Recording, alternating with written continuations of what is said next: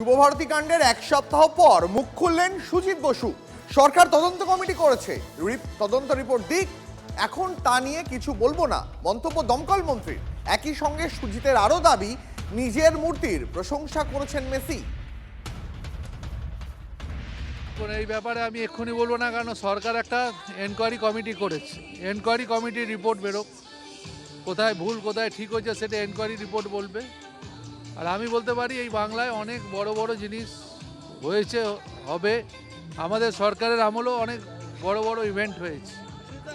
আর মেসির সফর যেটা হয়েছিল সেখানে যেটা স্টেডিয়ামে প্রবলেম হয়েছে সেটা নিয়ে তো দেখা হচ্ছে, মুখ্যমন্ত্রী কমিটি করে দিয়েছে, ওই নিয়ে কিছু বলবো না।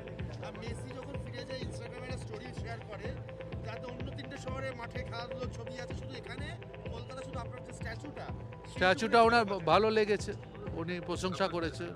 সেই স্ট্যাচুটা নিয়ে অনেক প্রশ্ন উঠেছে সুজিতদা। প্রশ্ন কেউ করেনি, দু একজন নিন্দুকে সবসময় করে, কিন্তু মেসি নিজে ওটা প্রশংসা করে 1-2 নম্বরে ওই ছবিটা রেখেছে। একটা